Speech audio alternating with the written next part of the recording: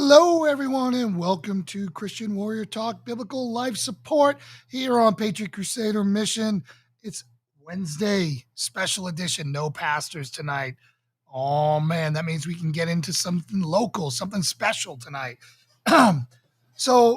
Earlier, when we first got here, one of the most amazing things that I noticed was we had a very active conservative community of transplants, among all things, pushing back against the left, gaining even an inch in this town. And it was so refreshing to see that, one, it was surprising to me that it was all transplants. And then I got to thinking about it that, well, of course, they don't know that the horde is at the gate yet. They need all of us refugees from around the country to be able to tell them what's coming and to help fight. And I immediately joined a board called Johnson City Freedom and then another called Tennessee Stands. And one of the powerhouses in there is Danielle. She is a force to be reckoned with. She's all all in all the time and has been, I know the name community organizer has a bad name to it, but she's the closest thing we have here to a conservative community organizer that I would say. She'll probably yell at me when I bring her on the call or that. But she's definitely a force to be reckoned with and a champion for freedom here. And she has to come on. And I gave her an open invitation. Hey, anytime you want to bring up some local issues, because Patriot Crusader Mission, I know we have people all over the place around the country, but we are a Johnson City first, right? We are fixing our home first before we outsource our resources everywhere else. So our goal here is to build a training program and a training compound that people can model after we've had some success here in Johnson City. So we are my motto: fix the men, that fixes the families, that fixes the churches, that fixes the community, that fixes the city, that fixes the states, that fixes the country, that fixes the world. So in that order. So without further ado, Danielle asked to come on tonight with some important stuff. So, all right, everyone here at PCM, here's Danielle. Welcome. Hey, everybody. Hi, Jason. Hi, Lauren. Thanks for having me on. Oh, it's great to have you on. It's great to have you on. So I can't hear her. You can't hear her? Let me see if I can fix that. Can you say something now? Can you hear me now? I got you now. Okay. Perfect. Okay. Hi, Lauren. Nice to meet you. Hi, Danielle. Nice to meet you as well. We have to have you over soon. We've been talking about it for a while. We need to have you over soon. I know you're busy and you're all over the place and all that stuff. But if you ever slow down and you want to have some great food, you can come on over. We'd love to have you. Yeah, I'd love to. All right. So what's going on? You said you want to come on tonight. I assume it's over something pretty big or something that you want to bring attention to. Let's go for it. Yeah. So we have a lot going on. We had a great meeting last night. It was one of our bigger meetings. We had about 200 people out to Calvary Chapel last night for a doctor's roundtable. We also met our sheriff candidates. I don't know if you know what's going on in Johnson City, but in Washington County, our sheriff stepped down. And oh, really? Yeah, great deal. And so how important it is right now for us to get a constitutional sheriff in there. Exactly. And so it's a little different because the election doesn't happen until in 2022. So they need to find an interim sheriff. So there's some candidates. I don't know if you've seen all the signs up around town. I have. One of the candidates is Lieutenant Keith Sexton, and the other candidate is she's Chief Deputy Lita Lightnin. So they both came out last night and just gave like a quick introduction to themselves so we could meet them, because ultimately our commissioners are going to be appointing who the next sheriff is. And we had people reaching out to us. That scares me. Yeah, we had people reaching out to us like, please tell the commissioners to vie for this one. Please tell the commissioners to vie for this one.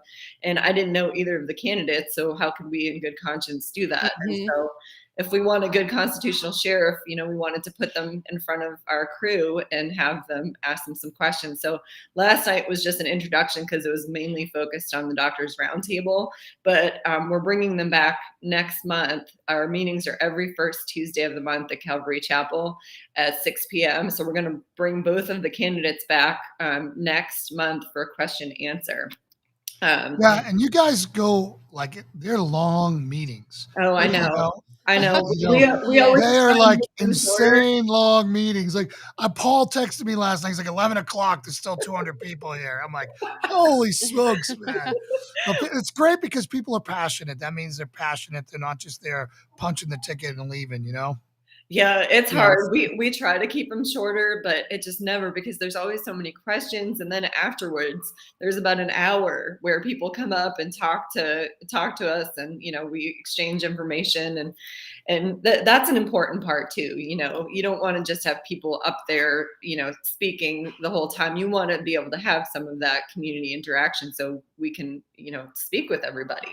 Hmm. So yeah, but so that was a great night last night. But we have some pretty big things coming up. So one So of one our of the questions that just came up from a local, and you explained this, but he must not have heard it. But he said, "Why is the sheriff being appointed and not elected?" And it's because he stepped down and resigned early. Is that correct? yes, yeah, there was the current sheriff stepped down, so the election isn't until 2022. So before the election they need to fill the position with an interim sheriff. But Hmm. the issue here is whoever the appointed interim sheriff is going to be is going to have a leg up because they're Yeah. going to be the incumbent. Yep. So we want to make sure that whoever we get in as the interim sheriff is the best of what we have Are to there do. some people running that are of concern? No, I mean both of the candidates last night. I mean they knew who they were talking to, so whether or not they Yeah. framed their Okay. message, because they know we love the Constitution and we do Constitution classes. Yes. Yeah. But we've had lunch with them one on one. Dr. Sibley has had lunch with the chief deputy. I've had lunch with Okay. the lieutenant, and they seem like great candidates. I mean, both of them Okay. seem like good candidates. So I'm really looking forward to the question answer. I think that will probably be pretty telling because we'll have some questions from the floor. So I think that would be a good opportunity if anybody wants to come And out. when is the final decision going to be made? So they're going to have the commissioner meeting. They haven't announced it yet, but I believe it's going to be their commissioner meeting, their full commission meeting in November. And I'm not sure Okay. what date that is, but Okay. yeah, it will be coming up. But the thing that's most pressing with our commission that I wanted to come on and talk about. So Washington County Commission, it was actually pretty awesome. At our last commission meeting, our Mayor Grandy, he stood up and he said that there was a whole group of mayors across Tennessee who were opposed to Biden's federal overreach to his mandates, and that they Is that called. surprising for him to say that, or do you think he's taking the temperature of the wind, or is that his character? He took our Constitution class, which was Okay. Good. great. Refreshing. Yep. So yeah, he came up and took the Constitution class. And maybe he got something out of it because Mhm. we had mandates earlier in the year, and then he didn't want to reinstitute the mask mandate, and now he's standing against the federal mandate. So Well, see, uh, I'm pretty forgiving in people changing their stances as they become more informed, right? I mean, I'm a risk manager, and I was the first one in the country that I know of that called COVID airborne, and that was in January, the first or second week of January. I was just watching these people in China drop down and fall on their face. I'm like, there's no way this isn't airborne. It has to be airborne. And mhm, everyone was saying, no, it's droplets and people are getting from touching. I'm like, that makes no sense. mhm. Right. And I treated it very, very serious. I mean, I was the weirdo in the store with 3 layers of clothes on, a real mask on, goggles and everything, because I was like, I'm a risk manager. So until I'm going to treat it as a threat until proven otherwise. Yeah. And then as the data came out, I softened on my stance dramatically. Mhm. Like Mhm. now I'm on the other side of it because I watched the data and I saw what was true and what was not was true. And Yeah. so we have to be really careful because this is crazy YouTubeville where it's even mentioning the bug can cause drama. But let's get into everything that you want to talk about and just use the words that we know we can use and drive on from there. Yeah, yeah, for sure. So So tomorrow's commissioner meeting, it's at 1 p.m. and it's at the historic Jonesboro Courthouse in downtown Jonesboro. And the commissioners are going to be meeting to discuss a resolution because Mayor Grandy, when he stood up and said he's against the mandates, he called on the commission to draft a resolution. And so what we're wanting out of this resolution is basically for them to say that we're not going to stand for any unconstitutional edicts that are handed down from the federal government. So we want them to say that anything that does not have constitutional authority is invalidated. And so we're looking to get a bunch of people to show up tomorrow. This isn't the full commission. This is the HUE committee. So it's health, education, and welfare. So it's just going to be in a small room. And they're not used to having a lot of outside guests there. Yeah, I'm sure they've never had anyone there. Yeah. So it might be a little surprising because I'm hoping that, we had 200 people at the meeting last night. I'm hoping that we get a fraction of those to show up. And well, even if you get 20, because it's during the workday, which is by design, right? Mm-hmm. It's all by design to suppress people showing up. Who can show up at 1 p.m.? I know, right? Not many, but I hope that people do, and I hope. I hope you get 20 to 50 people or even more to show up there and let people know that, wow, you went from 0 to a 2,000% increase in attendance. Yeah. Maybe this is important. Yeah. That's what we're hoping for. And so there's the other exciting part of this is that we're hearing that the other mayors who are standing against the federal mandates are asking for the same out of their commission. So if we have a whole bunch of counties who draft the same resolution, I think it would help support what's going to happen or what we're hoping to come out of this special session. So I don't know how much you know about the special session, but we were calling Speaker Sexton from the beginning and the full House, all of the representatives, they were in favor of calling a special session to address all of the overreach that's happened in the name of with a high survival rate. So it was just some senators. There was just a handful of senators, and it was Lieutenant Governor Randy McNally, who was the holdup. So it took a lot of pressure. We were pressuring, we were calling, we were emailing. And then Governor Lee announced that they were going to do the special session for Ford. So they want to bring Ford here. Mm-hmm. So they're going to bring this woke organization to Tennessee, and they'll call a special session about corporate interests, but they won't call a special session about the freedoms of the people whose tax dollars are going to be funding this. And so we did this campaign, Freedom Over Ford. And it was 48 hours later that the lieutenant governor came around and he said that they were going to do the special session. Good for you. Good for you. No, it works. That is like that works. Yeah. That's amazing that you guys got that done. The other good news is that Smith & Wesson is moving here. Yes. Maybe that will counteract the wokeness. Balance it out. Yeah. I can't believe they lasted in Massachusetts this long, but they finally had enough of pulling their hair out there coming down here. And I'm excited for that. That's going to be good jobs. And it's a Second Amendment company, which, what brings us back to the sheriff's thing. The sheriffs are going to be the front line against the Second Amendment enforcement. Mm-hmm. When the feds try to make some national laws, the sheriffs are going to be the ones that have to push back on them. So that's why, somebody on here, Paul Race, a friend of ours from Virginia, said, that's literally the most important local official, and it is, particularly in rural areas. So it sounds like you got to win.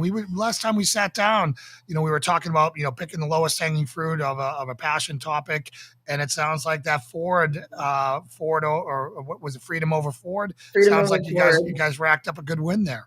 Yeah, we can't take full credit. That was the Tennessee Stands core team there that came up with that, and they put it on blast, and we don't know if it was fully that, but we do know that it looked bad. It looked bad for the special session to be called for corporate interests and for all the people, the constituents, to be pushing for the special session as they're losing their jobs and getting fired. And yet, they're going to take our tax dollars and use it to, bring a woke organization here, yet they won't protect the rights of the citizens. So it looked bad. Yeah, my terror is like Google or Amazon opens up a big warehouse here where they import 30,000 employees, of a certain type of party, and that would be a nightmare anywhere, right? Where is the Ford facility talking Good about question. going? I think it's Hopefully it's Nashville or Memphis. yeah, I think it's Memphis. So to Tennessee, but I not to think the it Eastern is. Tennessee Yeah, area. I want Okay. to say it's out towards Memphis. I know the Okay. Tennessee Conservative, they interviewed Janice Bowling and she was talking about it, and I can't remember, but they talked about Mm-hmm. this big site that they've sunk all this money into. And Okay. yeah. Well, everything's dirt cheap around Memphis because Memphis is hell. Ugh. So if they, I mean, it'd be just like Detroit. They should be used to it. Yeah. So So if the mayors are successful in standing up against the federal mandate that came down and saying, our localities are not going to adhere to this, is that going to leave it up to individual employers on how they want to handle it? Is that going to prevent employers from following the federal level if their local level is saying don't? How can you explain what that means for the average employee in this area? Yeah, it has yet to be seen.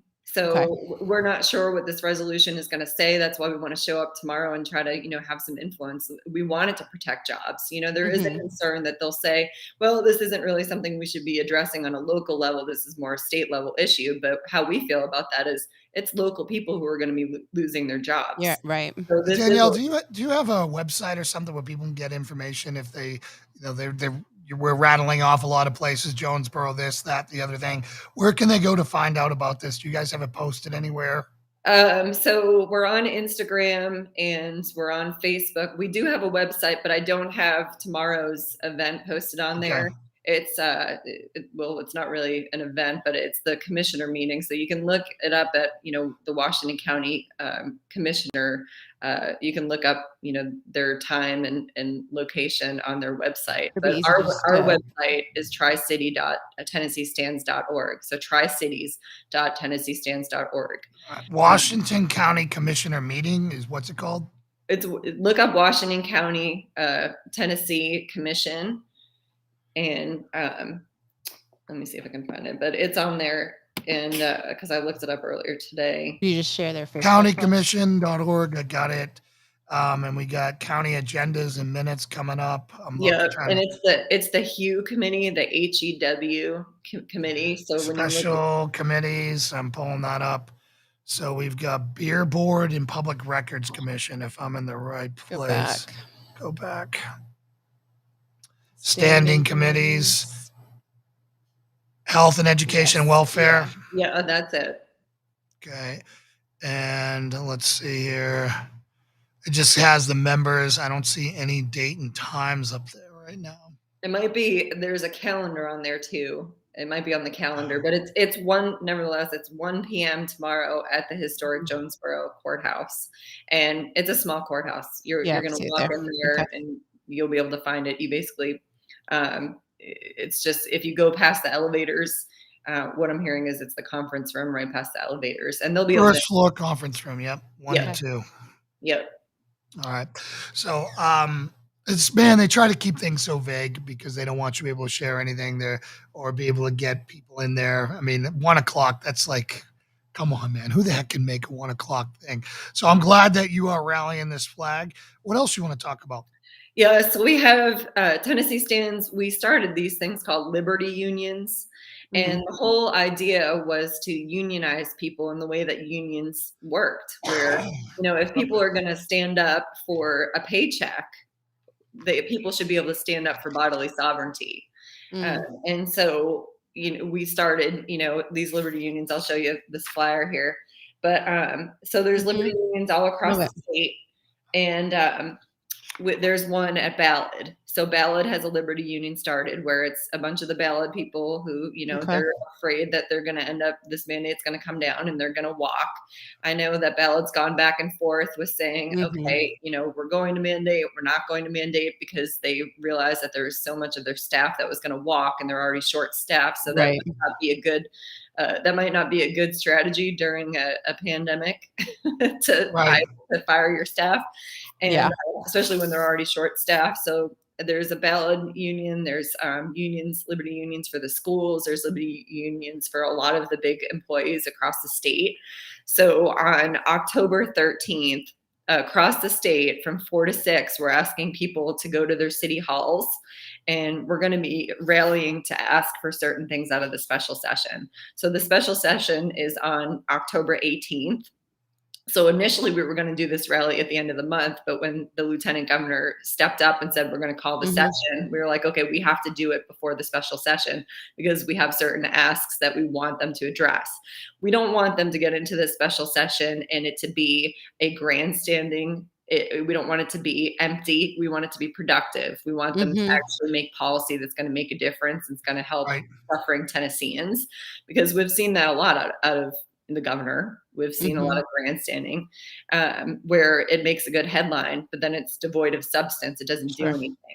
So, so October 13th from 4 to 6 p.m., go to your city hall, and we're going to try to get, if you don't have a group together, if there's no union or, if there's no valid union, or if there's no Eastman union, or if there's, no school union, then just get as many people as you can, because we're not looking for hundreds of people at each city hall. What we're looking for is statewide impact. So you might only have 10 people at your city hall with your signs, but what we want to be able to show is, pictures across the state. And that way we can send this to the General Assembly and they can see. So the things, that we're asking to be addressed, we want federal overreach addressed. Biden is an executive. He shouldn't be making policy. He's supposed to execute law, not make law. And yet he's using OSHA and he's using the health departments as unaccountable, unelected government. And we're called to stand up to that. So we want them to address executive and judicial branch making policy unconstitutionally. They shouldn't be making policy. We have federal Judge Greer out of Greenville who ruled unconstitutionally for the children in Knoxville to have to be masked again. So there was a lawsuit. There was 4 special needs students who sued, saying that it wasn't safe for them to go to school. And so they wanted all the kids to be masked. And so this judge basically took unalienable rights, which are supposed to be non-transferable, and transferred them from the many children to these 4. And by doing that, because there wasn't a mask policy in Greenville, you said, huh? That's surprising. So the federal judge is out of Greenville, but this is out of Knoxville. He was ruling on Knoxville, but it was also unconstitutional and outside of the separation of powers because he made policy. They didn't have an existing mask policy.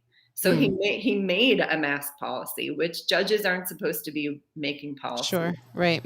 And so, there's a lot of that stepping outside of separation of powers. There's a lot of infringing going on. There's a lot of unconstitutionality going on. And we want them to rein in unelected, unaccountable government like the CDC, HHS, health departments, OSHA, because they've been making our lives miserable for 18 months and they've been acting out of step. Like Biden should not be using OSHA to punish businesses in the way that he is, especially since it's unconstitutional to begin with. He shouldn't be making policy. And then that last one is we want them to create a state resolution to declare that federal mandates which lack specific constitutional authority are invalid. Yep. So that's, some of the asks that we're hoping will be. I think those were all very fair. And, it's just mind blowing to me that this, all of us are feeling the effects, of the past, almost going on the past 10 months. I mean, gas has gone through the roof. Inflation has gone through the roof.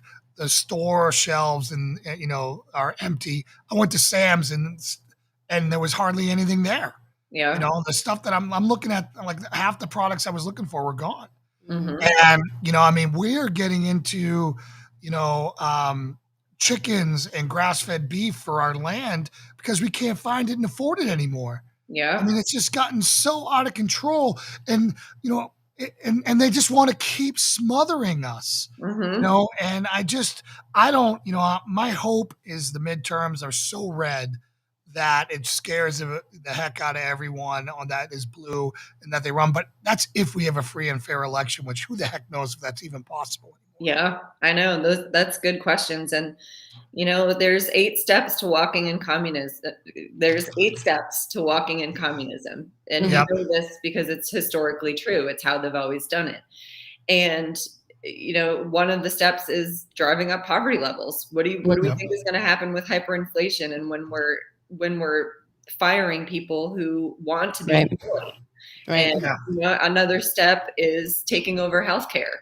What have we seen all through this? I mean, now doctors can no longer prescribe. Their prescriptions are being blocked. We have a screenshot of an order out of our healthcare monopoly that says that they're blocking the authorization. They're giving permission to the pharmacies to block prescriptions. Wow. And, so we have healthcare monopolies who are prescribing, and they don't have a medical license. So yeah, healthcare has been taken over, and then there's taking over education. Our education system. Well, they've been doing that for 70 years. Oh, The yeah. education system, up. Yeah. I mean, that's why homeschooling's at an all-time high right now. And I know that's not an option for everyone, but that's something that we definitely advocate for here and something that we're going to be certainly doing at increasing, which is home. one of the good side effects. We were hoping coming down here that we were going to have choices of conservative schools where they taught that, the founding fathers were heroes and, that Jesus Christ is real. And that's not the case. It's evolution, evolution, evolution. Why? Because they're all part of the teachers union, which is the biggest enemy of the people that we can possibly imagine. Literally, them and the abortion lobby are destroying this country. I mean, they're behind almost everything. So it's pretty bad. Yeah. And that's, bringing up the abortion issue. We had opportunities in the past to stand up for states' rights, and we didn't. So we should have stood up for states' rights when they took the Bible out of the school. And that's been out of the school for decades. We should have stood for states' rights when it was Roe versus Wade. I mean, that should never been something that the Supreme Court just overruled states' rights on. And, now they're going to try to make this into a medicine issue. It's not a medicine issue. This is a states' rights issue. When you have the federal government acting out of turn and having orders come down like this on the states, and when we have the 10th Amendment, which says that if it is not specifically delegated to the federal government, if that authority is not specifically delegated to the federal government, then it defers to the states. So this would defer to the states, and yet he's just completely being tyrannical. Yeah. Well, there's not a lot of rhyme and reason going on right now. This is what happens when a president or an administration that's owned by China it's everything he does benefits China. I've never seen anything so obvious in my life. Like giving up Bagram Air Force Base, giving up a fully functional airport, right? Minutes from China's border. Only, sir, that was a great deterrent for them. That's reason alone to stay in Afghanistan, right? Just to have that one place, right? Because guess what? We are that close to them. We can launch from there. We can do anything we want from there. And we just gave it up and left $85 billion in military equipment to a terrorist organization. It's bad. It's insane. Bad. Yeah, the Babylon Bee, they had a pretty funny thing about it, if you can actually joke about such a thing. But they said rednecks are disguising themselves as the Taliban, so Biden will give them weapons. Yeah, exactly. Yeah. I want an Apache helicopter. Can I just go there? It was a hilarious article, but it's the truth. It's just insane. So we have a lot of people who watch the show who are transplants who are coming down here. How can they plug in with you and fight for freedom here? Because Tennessee still is free. I mean, I know that we're on here, but people like you are keeping it that way, and it's so darn important. And everyone who's from up north knows how bad it can get. They want to plug in. They want to help. Tell them how. Yeah, so you can go to our website. You can connect with me directly. So my email is danielle.goodrich@tennesseestands.org, and we'll try to get you plugged in. We're figuring this out as we go too, but right now we're really focused on this special session. Like if we can make anything happen to try and hold back the federal intrusion in Tennessee. And we've said this, we might not be able to save New York. We might not be able to save California, but we want to hold strong in our republic here. And that's going to take all hands on deck. And, it really comes down to we the people. And, we're seeing that we can make a difference. If we can get a special session, maybe we can get something actually, maybe we can, get some good policy out of this. There was, I think was it Minnesota? I'm forgetting which state it was, but they have in place, they're the first ones across the country that has in place that people can't get fired because of these mandates. Mhm. Wow, Minnesota, that's surprising because that's It might not be Montana? Minnesota. Was Was it Montana? Was Oh, it it might be Montana. Montana. I think, Yeah. I that think makes Montana. sense. Yeah, that would Yeah, I think that's Montana, yeah. I know, I saw it Rashida today. Tlaib and Omar and all that. I don't see Yeah. their state doing that. Yeah. Sorry, people of Minnesota. Yeah. I know. Sorry about that. False alarm. Just move to Montana. Move to Montana. Yeah. So, Better M. so there is hope in that if we can get some good representatives in there, and we do have some good representatives in Tennessee. Senator Janice Bowling, she's not here locally, but she has been a liberty warrior. She's a grandma, and she gets it. She gets it, and she was the one leading the charge on the special session in the Senate. Representative Halsey out of Kingsport, he took the 40-hour Constitution class. Here, let me show you my binder from this 40-hour Constitution class. It's awesome. But I don't know if you can see that. Nice. Wow, yeah. Institute of the Constitution. But it was a 13-week course. And Are they offering that again? We had a question of how do you take the Constitution class? Are they planning on turning that right back around, or I know it's on me. So like, oh, okay. I just got done doing the 13 Yeah. one and have the rally coming up. Once we get through the rally, I'll try to get something in the books. But if we don't do another 13-week one for a while, we'll at least do a 5-week or a 5-hour one. So there's a 5-hour course, which is we usually do it on a Saturday. And it gives you a good rundown on the background of the founding fathers. They were Christians. The Constitution's based on the Bible. It's our job to elect moral and religious people who will stand for what's right. And even if they're standing alone, it will give you the rundown of how we haven't been doing that as our job, and how what our job is and what the government's job is. That it's to uphold our unalienable rights, and they haven't been doing their job. Well, I think part of that is pastors have been part of the problem because Black churches historically have been political from go, and historically white churches have not. They've totally gone hands off and they've surrendered all that to the enemy. And now, I think places like Calvary Chapel, Tri-Cities, Greg Locke down in Nashville, and other big churches, and Ken Graves up in Bangor, Maine, Travis Carey down in Portland, Maine. People talking about this, that when the way our republic was formed, they used to go to church. The pastor would give a sermon on the issues where the Bible came down, on the issues and on the candidates, and they would vote in the church. Yeah, they would vote in the church, and the left knew right then and there that if they had to get that out of the church because they could never win that way. And unfortunately, our Supreme Court let them do it. Yeah, separation of church and state. It's not even in the Constitution. It was just a letter written by Jefferson. And it's a Danbury Baptist telling them that it was just going to be, we're not going to have an official denomination. We're not going to be Methodist or Baptist or anything. That's all that meant. And they took that and made it something it completely wasn't. That's right. Yeah, they do that a lot, which that's, we've been letting it happen, slowly chip away for years and years, and now we're on the defense. But well, it's the frog in the hot water, right? Yeah. If you crank it up right away, it'll jump out, but you slowly turn it up, and that's what they've been doing to us. So as Jason said, we have a lot of supporters and viewers who are either actively moving to Tennessee or considering moving here. And we get a lot of questions from them.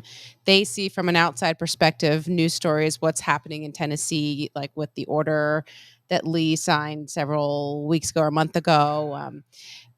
And so some of them critical are race theory is what they're talking about. So like our liberal friends are like, then that we have our liberal family, because we don't have friends. They think that we're like in this totally backwoods, free.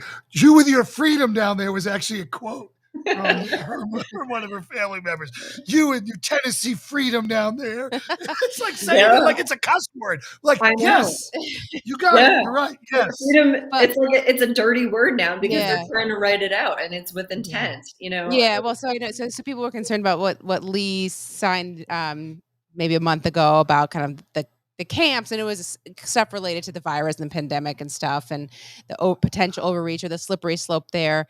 Are you encouraged by what you're seeing? You're on the ground more than any of us. Are you encouraged by the response that you're getting with your efforts, or should people be concerned about what's happening here? Help us read the waters a little bit. It's a roller coaster. I'm concerned one day, and then I have hope the next day, and concerned the next day. But I do think that the calling of this special session, even if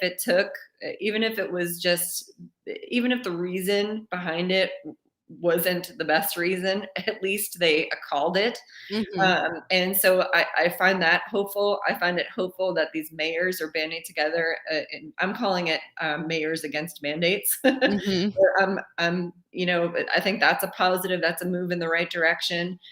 And, I think with the mayors asking the commissioners to draft resolutions, I think that's a step in the right direction. And I think that, what I'm hearing too is that our attorney general is actually asking for this too. So there's a little bit of, ask from the top for these commissioners to do that, which will put pressure on them to do. And I'm hoping that the reason for that is because they want it to be, like a bottom up movement. So if the special session on the 18th sees that all of these resolutions have been passed in these counties under these mayors, that it will give them the courage and the support and the backing that they need to do something similar statewide. I'm hoping that's what it is, instead of them looking to do the opposite and say, well, we don't have to do that because some of these localities are doing it. So I'm hoping that they look at it and see we have a lot of support and this is what we need to do. Tennesseans want this. I am encouraged that the people I am seeing that are transplants from here, I'm from Massachusetts originally. I've lived here for 15 years. All right. What part? Yeah. What part of Massachusetts are you from? Yeah. So close to New Hampshire, close to the coast. So like 45 minutes north of Boston. You've done a very good job of getting rid of any accent. Don't make me start parking the cars in the yard because I'm from Southie and Quincy. I lived in Syracuse for 6 years or 7 years in between there. So I have so you kind of purged it a little bit of the accent now. Yeah. But yeah. So you must have been up there by Gloucester. Yeah, it was. Yeah. My parents still are. They're up there still, and they were talking about moving down. My parents actually went to their first freedom rally recently. Oh, good for them. Well, good for them. Especially in the state. Yeah, Massachusetts, man. I mean, I won't even drive through it. I drive around my old home state. I won't go through it. Yeah, it's further down the road than we are, and and I will say the reason why I think that is. The reason why I think the Bible Belt has held on to their freedom better than up north, and I think it's a God thing. Like growing up Catholic in Massachusetts, I would pray before I got on a plane. I would pray before I had a track meet, but I would do it quick, so nobody would see me. Like God was a secret, like it was something to be hidden. And I think when people treat their faith like it's something that should be hidden, that God is easier to hide. And I think, without the faith being out in the open like it is down here. I mean, when I first moved down here, it was like overwhelming. I'm like, people praying over you. And to me, that just was so uncomfortable. And now I love it because I'm like, this is the reason why we're still free down here. Is because where government comes with chains, God comes with freedom. Where government comes with fear, God comes with hope. And I just think that, that's a big part of it too. I think when we wrote the Bible out of schools, we put ourselves on this, secular trajectory, and the secular trajectory is more advanced up north. And that's why, there's this spiritual blindness where they can't see critical race theory for what it really is. They can't see a lot of this stuff for what it really is. They can't see the steps of communism for what they really are. And, I think that that's a big part of it too. So, keeping faith in the forefront, I think is a big part of freedom too. Yes. It's Amen. a huge part of it, and it's the cognitive dissonance that you're talking about, where they don't even recognize, truth when it's right in front of their face. Mm-hmm. They will deny that grass is green and water's wet Mhm. Yeah. because they've been told their whole life it's that, even though it's staring them right in the face. Yeah. And we were both atheists for a majority of our life, and it's because we were raised that way in the school. Evolution's a fact. Yeah. That's what we were taught. That's Mhm. what I was You know? taught too. Yeah. Yeah, I'm from So Maine, so I'm a northerner also. Yeah. The secular So- Northeast. yeah, Mhm. and it's like that. What damage that does. Mhm. People don't understand that if you're not mentoring your kid and raising them in the Bible and teaching them the truth, God's The truth. truth, The right? truth. The truth that that the school will teach you something else, which is a lie, and they won't even give you a chance. I'm all for them even offering, teaching both. If you Yeah. want to teach both and give us a choice, fine. They never gave me Yeah. a chance at creationism. Yeah. Same. Yeah. Not even Same. close.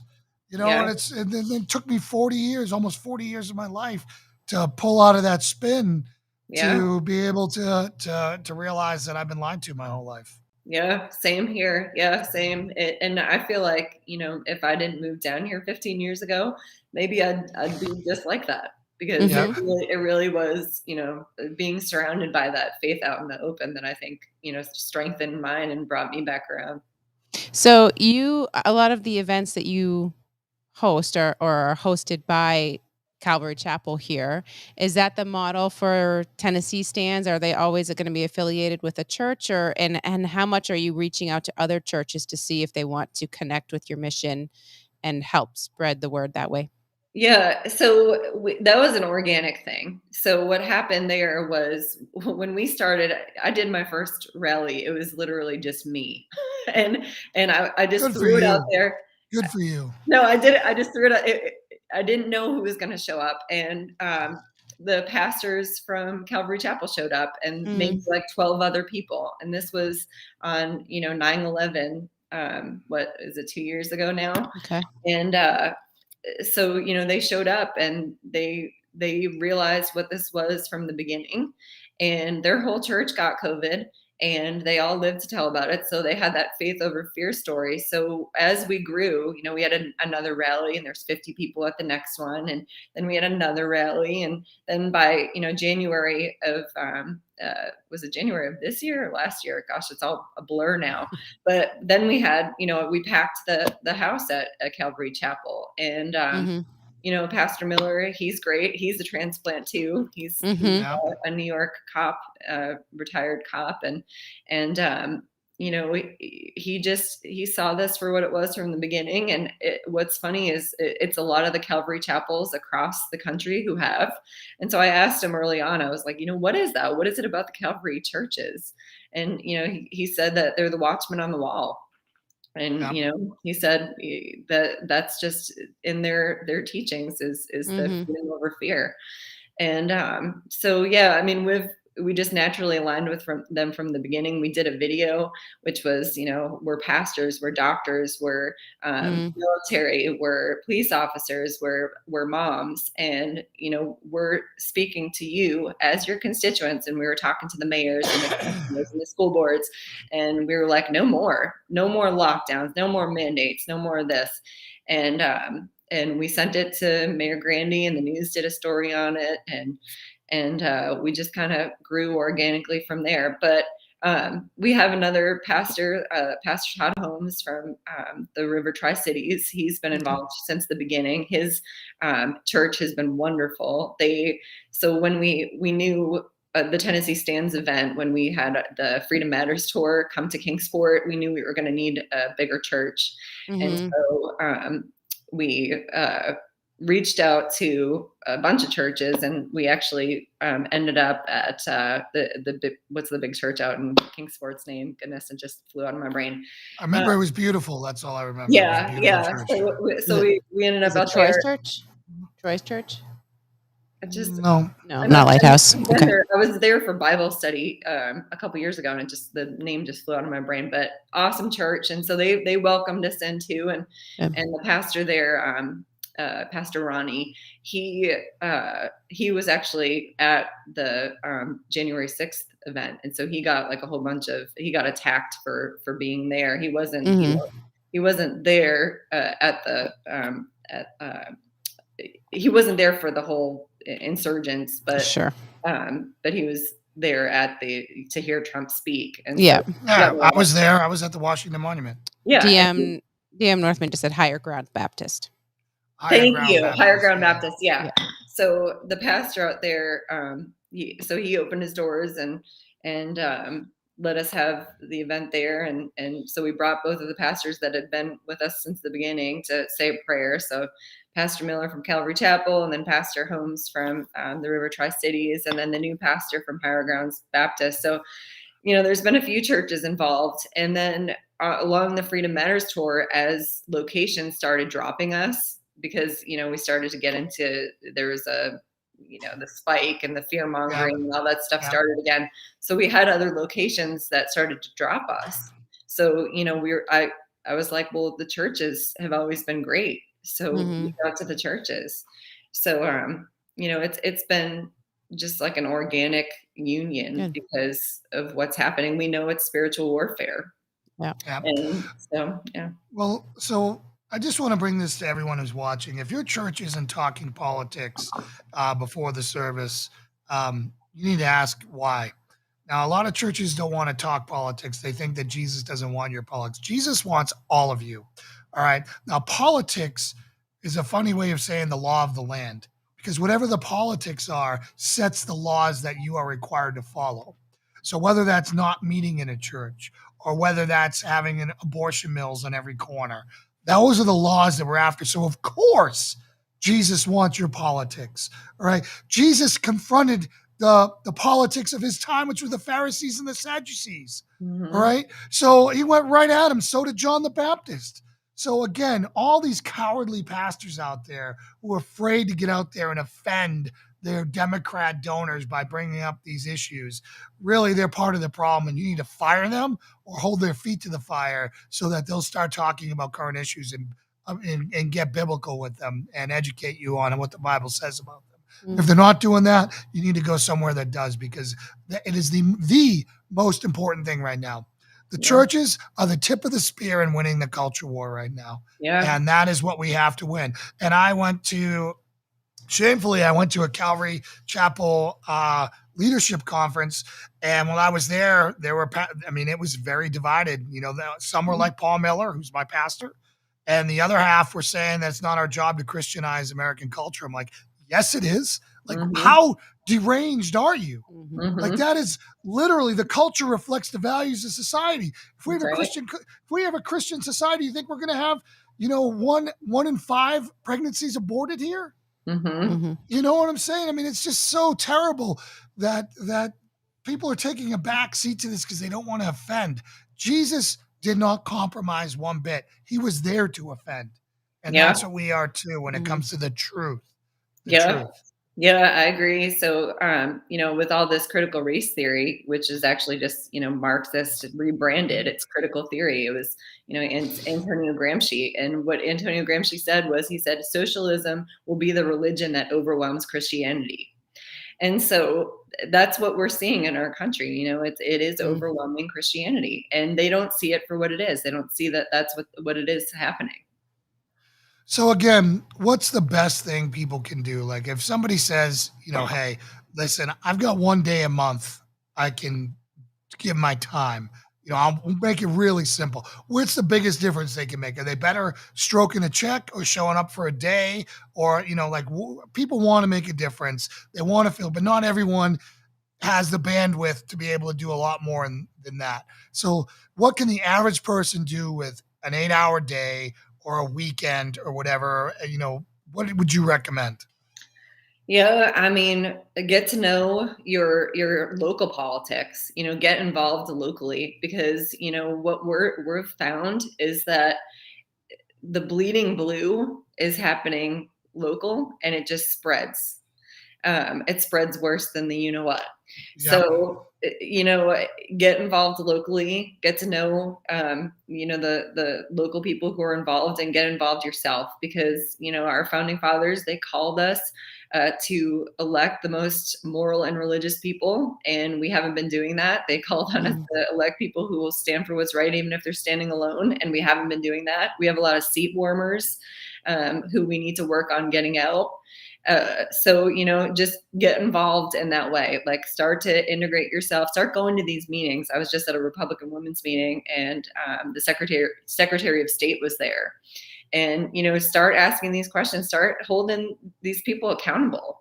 They were elected to do a job, and, make sure they do that job. And I would also say, do take one of these Constitution classes. I'll let you know when we have another one coming up. Okay. But ours isn't the only one. There's another one, Clark Jarrett.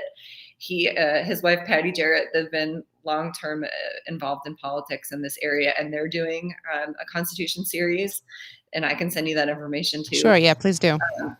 So yeah, know your rights, know how to defend them, know how to not only articulate your rights, but to fiercely defend them.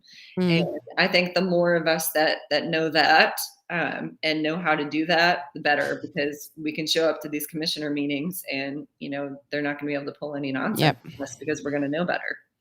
Yeah. So I just was Googling online Constitution classes, and Hillsdale College, which I think is a pretty conservative college, has an online one that's free. So I don't know anything about it. I'll sign up for it, see what happens, and I'll be able to report back on that to everyone, to let people know if there's an easier way than doing 15 weeks or whatever, for, and Calvary Chapel on your Tuesday nights, which I know is well worth it. And I've heard great things about it. All of our friends have gone. I was very, very fortunate that I was raised in Massachusetts before it went crazy. So, like, constitutional class and all that stuff was a part of everything that we did. I mean, I used to love my American government class. I used to all the history, and I mean, it was a slam dunk for us, because we would just go to Bunker Hill. We would do the Freedom Trail. We would go see the Pilgrims. I mean, Americana was my first religion, believe it or not. It was my first idol. And when I was in trouble at 20 and going down a very dark path, I said, I'm going to redeem myself, because I was an atheist. I'll serve America. That was my thing. So that has drastically shifted since I've left, of course. But I'm thankful that I had that even then. So again, I don't know where I was going with that. So DM Northman, you want to read that? Sure. I'll pull it over, because you split the screen. Here, I can read it from here. Okay, that's right.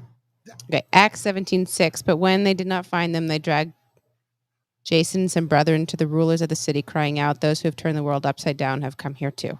Yep. So is there anything else you want to cover, or you want to get back to your Wednesday night with your family, or wherever you are right now? Yeah, I'm at my house. Yeah, I'll give it. I know I was at the meeting last night until, I don't know, 10:30 or 11.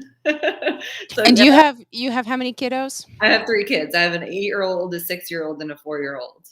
I think it's very admirable, the time and effort that you're putting in to our community and our state. I'm run ragged with 1 kiddo. So one kiddo and one very close. I know. Congrats. Thank you. But I think we extra appreciate the effort that you're putting in, knowing, you have a family going on as well. So you are a true patriot, and we have an open door policy with you. If you ever want to come back anytime, just shoot me another text. Well, thank you both. I appreciate it. I appreciate your time and what you all are doing too. I think it's, important to have the message be able to be broadcast like you all are doing. So that's great. Awesome. Thank you so much. God bless you. God Stay bless in the you fight. guys. Never give up. You too. Yeah, you too. God bless. Have a good night. All right. So I thought that was great. I'll help her get out of here. So she figures out. All right. So yeah. I thought that was great. I mean, I would love to have more local politics on here, because we are a Johnson City first. Yes. I mean, that is our motto. This is where it's either people living here or thinking about moving here. So it's definitely. So, I mean, I know right now we have at least 6 people in our chat right now who are moving here, in the process of moving here. I'm moving from Connecticut to Tennessee, and I'm bringing my donkey named Joe and my chicken Nancy Elon and Elon and Alexandria. Alexandria. Awesome, Rio. Can't wait for you to get here, man. Attracting voters is very difficult. The more subjects talked about, the more voters you lose, not gain. I currently oversee a local and state PAC which fights for firefighter rights. I get that, brother. The main thing is we always have to focus on freedom. Mhm. Freedom is the one thing we need to all have in common. And the Bible based Judeo-Christian principles that our country was founded on. Mhm. So, while I despise, Oh shoot! all right, let All go right, of the I was just mouse. trying to You're move done it back driving. over. Let me do this. Lauren Okay. moved things and got things all jacked I up was just here. trying to move it so we were looking more at the camera with that. Yeah. Backseat driver, backseat mouser. Holy smokes, guys! Well, I despise having to have a PAC. It's vital. The most important aspect is to gain candidate attention and a financial war chest. I completely understand that that's the way our system is. It's sad, and I understand why you despise it. Mhm. Principled people have gone. Everybody has got their hand out and they want something. How many people vote against their own interest if it's the right thing to do? I've actually done that. I voted for people who were going to cut my pay because it was the right thing for America. But I'm a team player and I always put America first. So, I don't necessarily vote for what's best for me and my family if I think long term it's going to be detrimental to my country. Most people only vote for themselves, and that's something they have to figure Very out. true. I get it, but at the same time, I just can't do that. I just can't do that. So, Well, let's go back up here. all right, we had a ton of stuff. So, Wow. whoa, holy smokes! Okay. Do this one here. Yeah, Mary Jo is now a Tennessean official tonight. She came by, spent a couple of wonderful hours here. It was so nice to put a face to a little YouTube icon. And Baby B fell in love with her right away. Yes. Yep. Auntie MJ. Yeah, Auntie MJ. MJ? MJ? So awesome to have her here. Yeah. So thank you for taking the time. She beat the Feraces down. What a surprise. Oh, man. We're going to keep saying it every episode until you're here, John and Claudia. John and Claudia and Diana. Mm-hmm. All three. Got to get all three here. Yeah, and she's the Jersey girl right around the corner from you guys, and she shook it off. She shook it off. Yeah. She's no longer a subject. She's a free woman. And I think that she's 24 hours in. She's been here since last night. Her blood pressure's already dropped 40 points. Feeling good. Yeah, exactly. Hey, it was such a nice night. You were so wonderful. Thank you so much, Mary Jo. So let's talk about this weekend. I'd like to, before we go, make sure when you pray us out that you pray a blessing over this weekend for the 14 people that are traveling from around the country to visit Johnson City. Sure thing. To take our Patriot Crusader mission forging class from Friday, Saturday, and Sunday here. To go over that schedule for you guys. On Friday, it's just going to be fellowship, and that's open to anybody. It's you guys, of course, are the guests of honor, but we're going to have, I think Pastor Paul Miller is going to stop by, and I've invited other friends because I want you to see the community coming in. And Danielle, you'd be welcome to come by over here if you wanted to. I see you on the side. There'll be adult cocktails. There'll be regular cocktails. We're there just to have a great time around the fire. If it's dry enough, otherwise it'll be in our double bay garage, and we'll still have a blast because it'll be fellowship wherever it happens. Wherever it happens, it'll be a good time. A party. It'll be a party. Only Christians can turn the word party into a negative word, but we're gonna have a good party. A good party. A Jesus party. We're gonna have a Jesus party. So, anyways, we're gonna have a great time here. And then we're going to go over kind of what's going to happen the next day. And then Saturday is supposed to be great weather, and it's going to be a hard charging day. We're going to be doing, we're going to start off with footwork and combatives in the morning. Then we're going to get into, functional fitness. Then we're going to get into medicine, and then we're going to get into shooting. and then we'll do give the neighbors time to wake up and give the and have neighbors their time to peaceful wake up morning. before we start doing the Freedom Thunder. We'll have the freedom, but our neighbors here, they shoot more than we do. What is an adult cocktail? It is something that is Alcoholic. yes, alcoholic, an adult cocktail. So that would be there will be things for people who don't want to do that, and then there'll be the rest of us who will be partaking. So no pressure. Responsibly It's not and about without that. sin. We're not there to babysit anyone. You know you do you, and we'll go from there. I will also be doing testimonies around the fire because this whole weekend, I want everyone to know where everyone's at because that's your war council, right? So right after this meeting, we're going to start a war council. And will I still be having my We Friday haven't talked night about show? the logistics of that. Ooh, yeah, I'm not sure if I haven't even. You're right. That's shame on me. I haven't even thought. I don't think I'm going to be able to have that. So maybe we'll do it tomorrow night instead.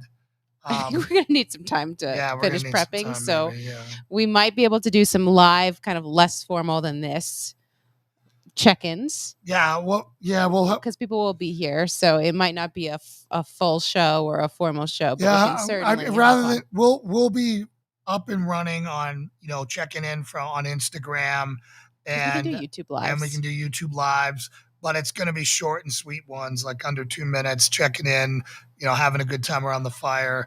My goal. So, anyways, let me get back to that. So, I'm sorry. So there will not be a Friday show, and I apologize for not letting you guys know about that. But so then after shooting, we're going to get into how to protect your home. We're going to get into some CQC, some close quarters combat, and how to clear with airsoft. We'll be out in the barn. You guys are going to have some welts on you after that, and then we should have some food delivered. And it should be dinner time. And you should be tired. And you should be very tired. And then we're going to have another party, right? And then we're going to have baptisms. All right? Are you talking about on Saturday? We're going to do baptisms on Saturday, right at the end of the day when everyone's all hot. And because I know some people want to leave early on Sunday, and I want to be able to celebrate all the new baptisms. It's a dinner baptisms. Yep. Fellowship party. Baptisms dinner party. Baptisms dinner. Okay. Yeah. So, and I'm hoping that I know at least 2 people need it, and I'm hoping to get some more. And we might just rededicate whoever wants to get in there. Get in there and dunk. Get in there. I bought an 8-foot long steel tub to dunk people under. Remember, Diana, you have a lot of pots to heat up on the fire if you want warm baptism water. You should bring your pizza paddle, Reno. There will be pizza. But anyways, remember, during your testimony, I'm going to be taking notes because based on how many sins you do is how long I have to hold you under. Now, some of you out there better start practicing breath holds like now. All right? I might have to let you come up, take another breath, and back down, depending on how many sins you have. All right. So, anyways, wash clean. There's gonna be wash clean. You got to make sure you get them all. All right, get them all. So I can't believe I'm going to miss this extravaganza. This better be a yearly thing for when we're finally down there. Sean. Hey, Sean, what's up? No, guess what, man? We're going to be doing another one before Christmas. So that's if all things go well. If all things go well, we should be doing one early November, 30 days, so mid-November. Mid-November, we're going to do another one. We just got to gauge interest. You guys got to go out and tell everyone how awesome it was so you can come because we want to do another one. Again, this is all about building community. Yes, we're going to be going over some cool stuff. Yes, we're going to be, do some sermons and Christian living classes and all the tactical stuff and the fighting stuff and all that great stuff. The main thing is some people are going to be introduced to Christian fellowship for the first time, real fellowship, people that are willing to get all up into your guts to help you walk better, walk the straight path with the Lord. And we're talking about real friends, and we're not talking about fuddy-duddies. We're not talking about stick in the muds. Like, we have fun as Christians. I know that might be strange to a lot of people out there, but we actually laugh and have fun and have a good time. So, Sean, do you know when you guys are moving down? And I know that there's the job and all that kind of stuff, but and or if you'd be able to come down for one prior to moving. Yeah. And then after we start banging these out, we're going to have a yearly reunion where everyone can come down in one big group and have a great time with this, because again, we really are building community. We all want you to move to the Tri-Cities area. For those of you who can't, we want to support you, and we want to show you how to make change and how to do what we do here where you're at.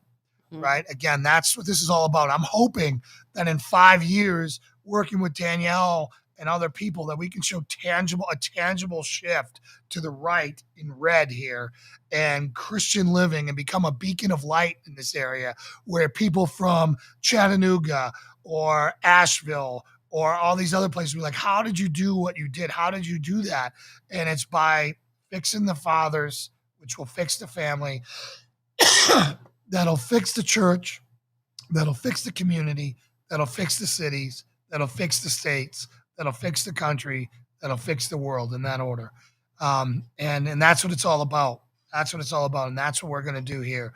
And when I say fix the men, that doesn't mean you ladies get a free ride. You guys are right there. You guys know Lauren is my right arm. There's nothing I could do without her. We're in the fix the family. Yeah, we're in the fix the family moment. So you can't do anything without a solid foundation. And, we as men have failed. Our women are doing all of our fighting for us. We need to step to the forefront. We need to be leading that charge.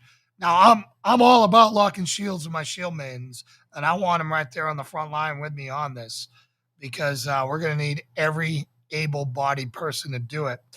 But you know how we roll here. We are a Jesus-first Christian warrior organization, and we're going to teach you everything you need. Level 1 is an on-ramp. It's to get everyone up speaking the same language, get everyone familiar with all the necessary skills to be self-sufficient. Level 2 will build on that. Level 3 will build on that. And then we're going to have one heck of a fellowship of people as people continue to move down here, where we can really depend on one another, right? When someone gets in trouble, we're all here for you. That's the type of place we want to be. When people get in trouble, I want them showing up here and not going to some state agency. Mm-hmm. I don't want them going and getting involved in the government and this, that. It should be us. Mm-hmm. It should be us. It should be us taking care of each other. And that's, if anyone has to pay for a moving company, wrong. We should be showing up there and doing that. Mm-hmm. Right? That's how we do this. We do this by going all in and investing in one another. And that investing means telling people tough things. If you see me in a restaurant staring at a waitress's butt, smack me upside the head. It's not going to happen. But if you did, smack me upside the head. That's your job. That's you watching my six. You're like, Jason, what the heck are you doing? Mm-hmm. Lauren would choke you out right now. And I'm like, I know. But that's the way this works, guys. That's the way this works. Mm-hmm. It only takes a little bit to drift off course, right? The path is narrow. The gate is narrow to get to heaven. And that's what we all got to focus on. And I'm telling you, too many churches have surrendered this world, and we are not. We're conquerors. We're taking this thing. Jesus is coming back as a lion. The first time he came as a lamb, he's coming back as a lion, and we're going to be lions waiting for him. That's the role. That's Amen. Our job. That's where we're going from here. Mm-hmm. And it's all about doing. I can't believe how much we've accomplished here. We're just getting started. How much God has accomplished here. God has done so much by putting all these people. People volunteering, bulldozers in times. Now we've got a pavilion with, a fellowship pavilion up on a mountain overlooking the 360-degree views of mountains, where we're going to be able to do services, fellowship, weddings, whatever the heck we want to do up there. Mm-hmm. We're going to be baptisms. We're going to be doing up there. And I just met with the architects on Tuesday. They're coming down next Tuesday or Thursday. Yeah, to call. And they're coming. They're coming to walk this place to tell us how we're going to build our multi-million-dollar facility. Mm-hmm. Right? With our big sanctuary and our indoor shooting range and our CrossFit gym and our MMA studio here and the crops and the animals and the bees and everything else that goes with it. right? We want to create a community here where our people, they're not going to Planet Fitness to work out with a bunch of people who hate them, feeding this big conglomerate who doesn't want you to sweat, doesn't want you to grunt or work out or exert any effort because it might make the slugs feel bad. No, you get in there and you perform to the best of your God-given ability. That's what we're about here. And no one here will be a victim. We will train you so you can stand on your own and you will never be a victim. And that's the goal of this, whether it's our women's self-defense classes, our home defense classes, our active shooter training, whatever it is, we want to help you be Superman again, men, and to be shield maidens, women, or Wonder Woman, whatever you want to call them. I mean, Wonder Woman was pretty badass, if I can say so, and the remake of that. So you guys can be, what's her name? Gal Gadot, whatever, with the psh, psh, psh. I mean, she was cool with a sword and a shield. Anyways, what I'm saying is that we're all going to be warriors. We're all going to be in the line fighting for freedom, and that's what we're going to be doing. And we're so thankful for this first class. Yes, it would be a great place to get. That would be a really great place to get married under that cross with that view. You got that right. What was I saying before I said that?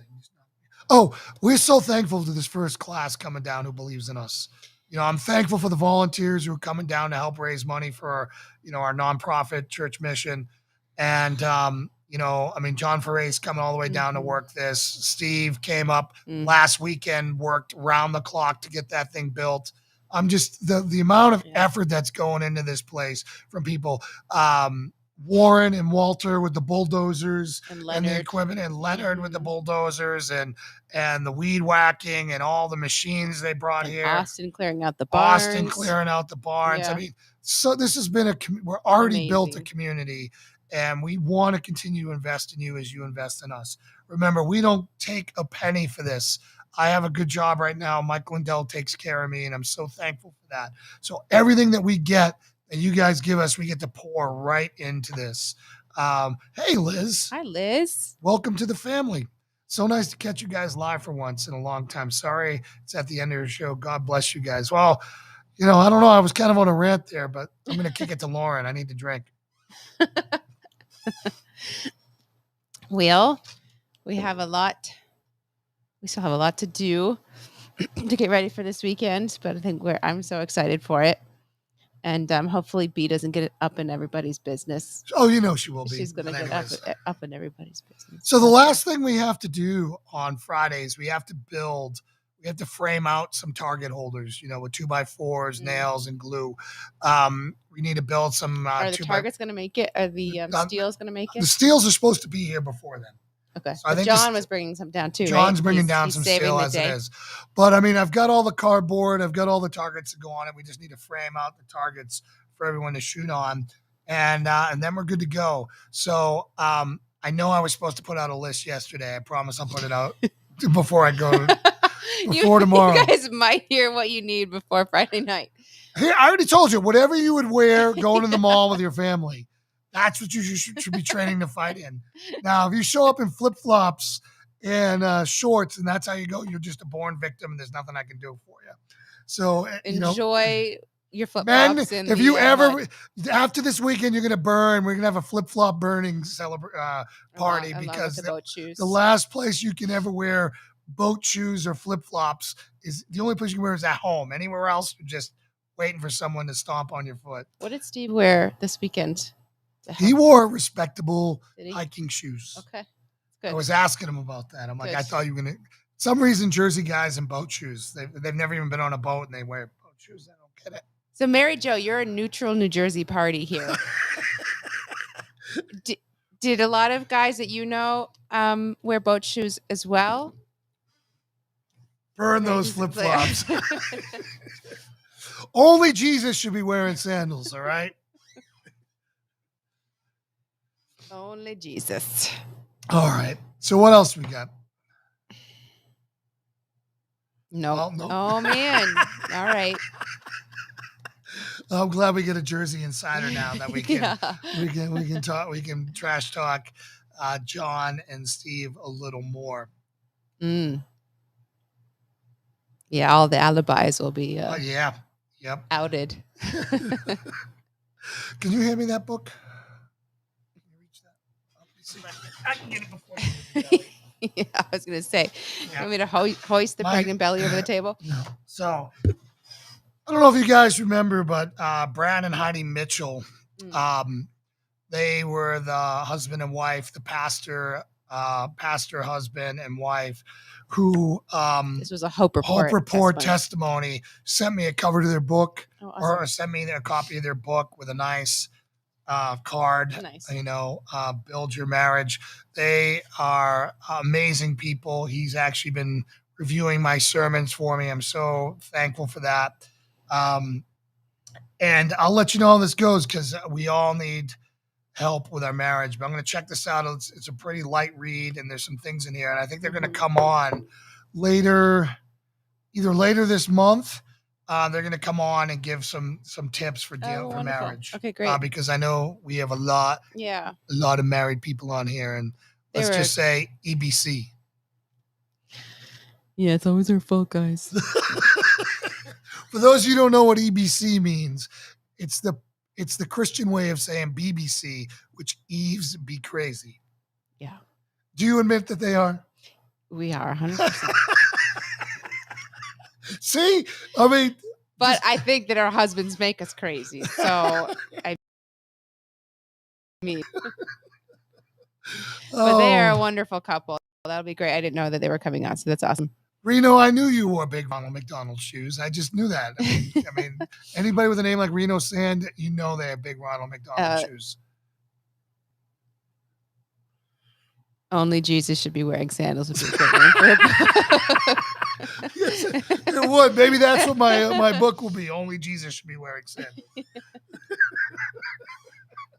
No one wants to see your hairy toes, dude. Stories from a former toe stomper.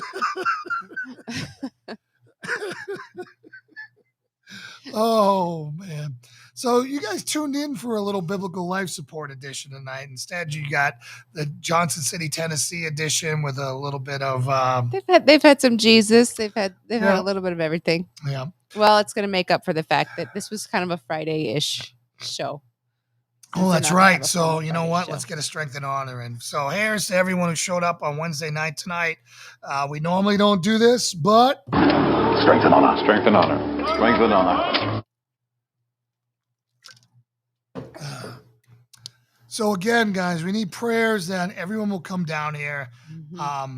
They will be honest. They will get vulnerable. They will open their ears, soften their hearts, and check their egos at the door, and just become a sponge and take in everything they can. My goal is that everyone who leaves here will leave on fire. I've just gone to, like I said, a pastor's conference that sucked. Friends of mine just went to another men's conference that was meh. And I promise you, you're not leaving here. You're going to be a drooling berserker for Jesus after this. That is my goal. I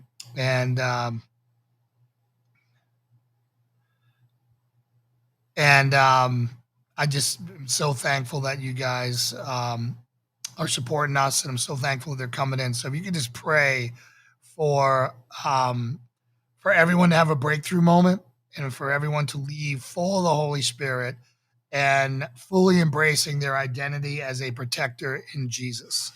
So, you ready to take us out, Lauren? Sure, as you did that warm-up prayer. That wasn't a warm-up prayer. That was just telling them what to pray for. Sure. Or we can keep going. I mean, this is Friday. I'm on fire right now.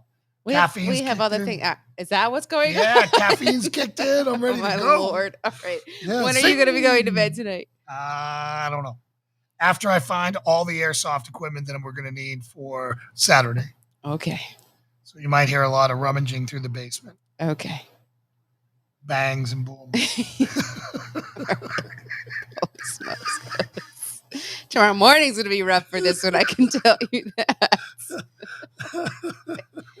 All righty. So you want to pray us out, or do you want to keep talking? I mean, you're kind of quiet tonight.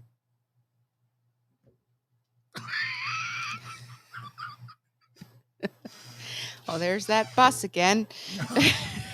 Just boom. Throw me right under.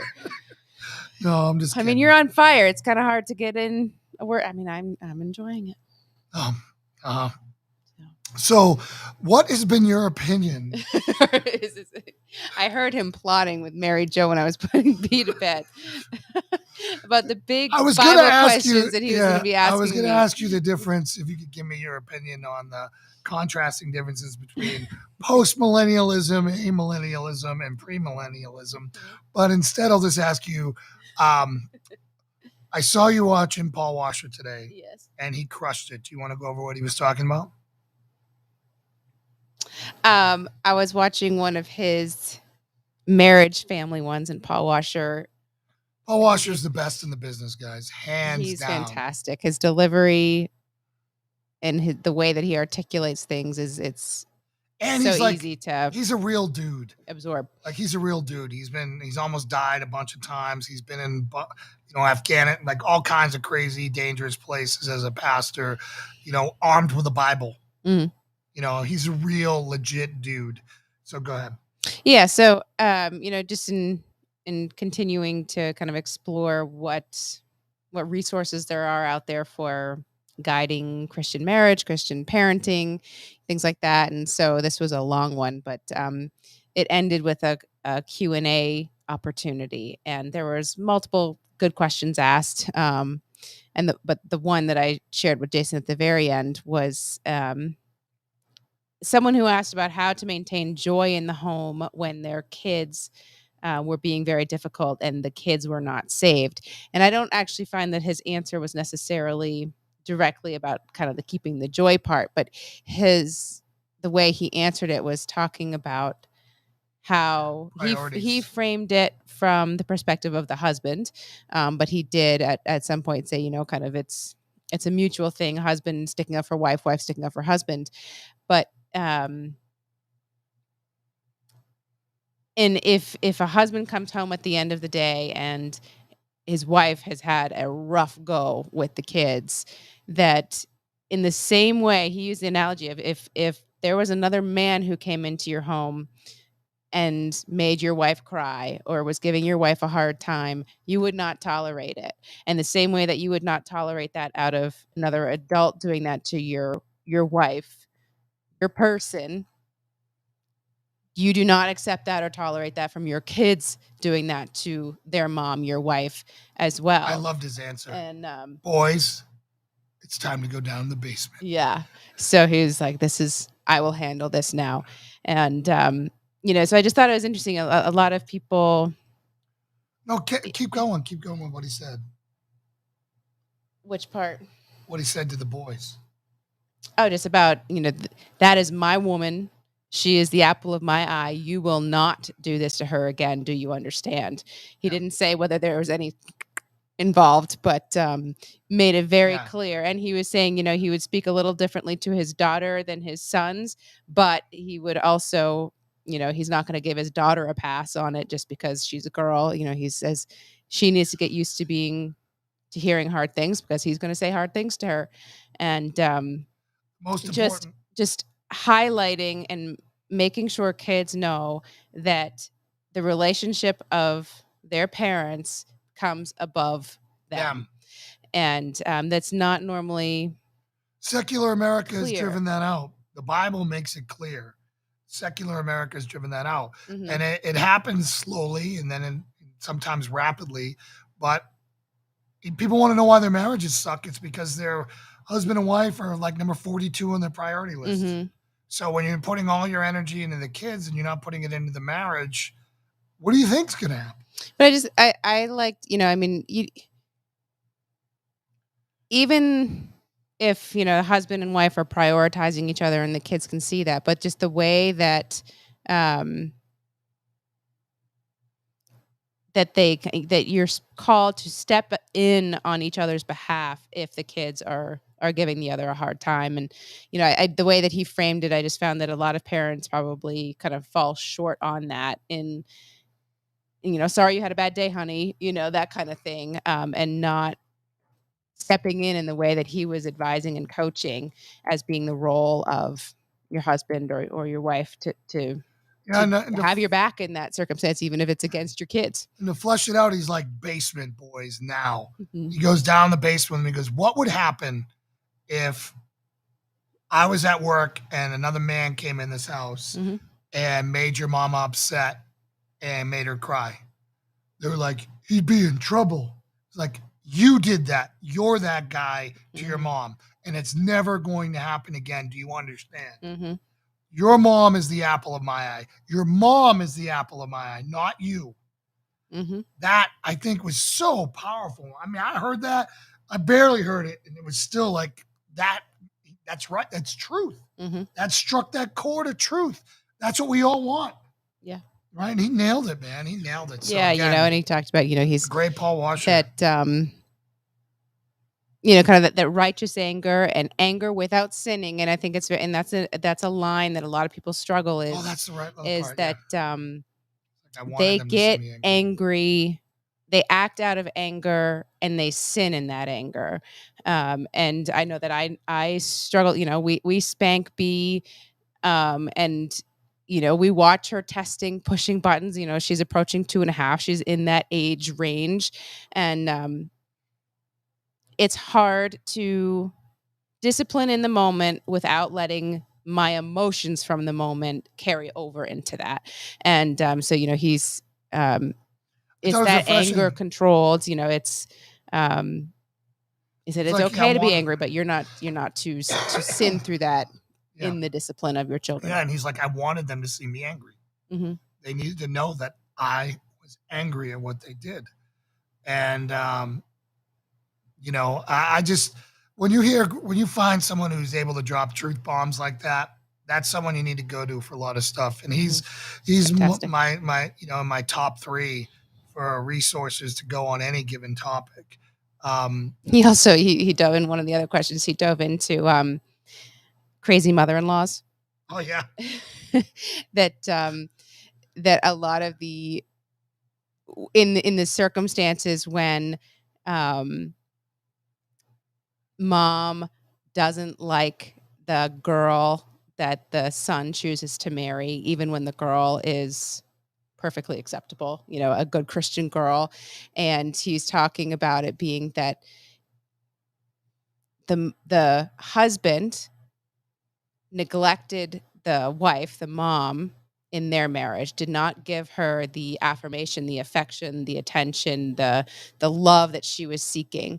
And she in turn, in a not sexual intimate way, but she channeled that and got that from her young son, kind of all the way up into him becoming a man. Yeah. And in that version of the relationship replaced what her husband was neglecting to give her. And so any girl that comes along and takes her place in her son's life is now like enemy number one. And it's crazy. And so she's very bitter towards this girl that the son has now chosen to go spend life with, because that girl is taking her husband replacement. Wow. And it all, and Paul ties it back to That's that deep. the husband, the dad, was failing to properly nurture his wife, the mom, that entire upbringing of their son. And the son. I never thought of it that way. But that's and he's like, and then hence you get crazy mother-in-law who, for no apparent reason is. What do you do with crazy father-in-laws?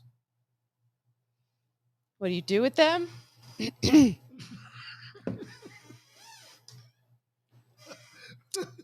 don't know what you're talking about.